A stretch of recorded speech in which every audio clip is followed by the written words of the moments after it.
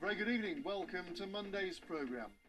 More than 20,000 people have joined a social media campaign calling for action over the plight of a dozen horses living in sodden fields on the edge of Leicester.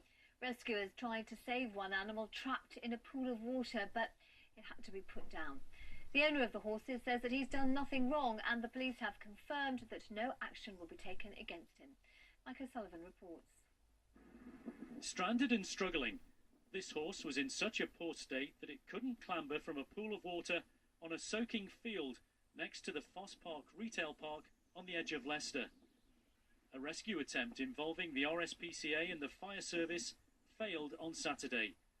With the owner in attendance, the animal had to be put down.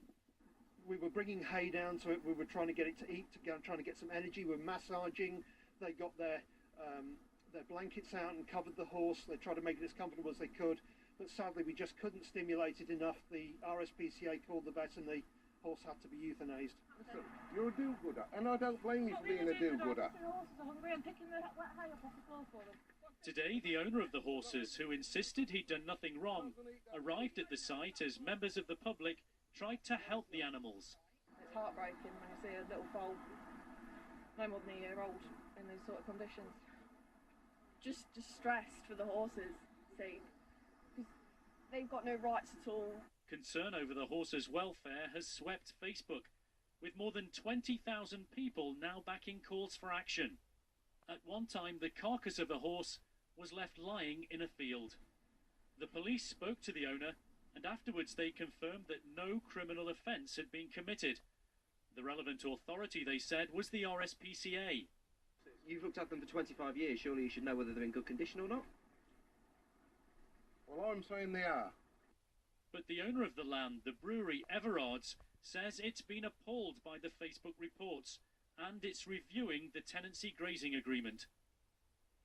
Well, we can join Mike now, who's actually at Fosse Park. Mike, this has been a very emotive issue for an awful lot of people we saw there, but it hasn't influenced the authorities at all? Yes, no legal action at all, and I'm in the heart of Fosse Park, as you can see, and the field in question is just over the way there, with the horses spending another night in there. Let's join now Inspector James Lucas from the RSPCA. You're monitoring the situation, but no action. What does monitoring mean? Monitoring basically means that we'll be ensuring that the owner meets these animals' needs, ensuring that they have a appropriate supply of good quality feed that's going to help support them through the current winter.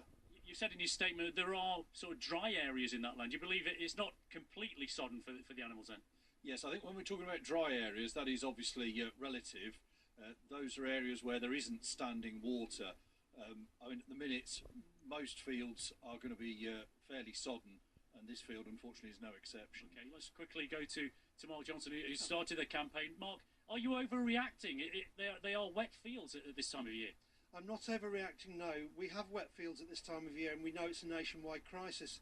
This, however, is a floodplain and is prone to flooding within minutes at any time during the winter. What do you want to see happen here, quickly, please, for the horses? I want the horses removed off this site. It's unsafe for them. Okay, Mark Johnson and the RSPCA Inspector, thank you very much indeed for that. A lot of people concerned about this on Facebook, on social media, but no action from the authorities. A lot of people, though, keeping an eye on things. Indeed, we'll leave it there for now, Mike. Thank you. Well, staying with the floods, farmers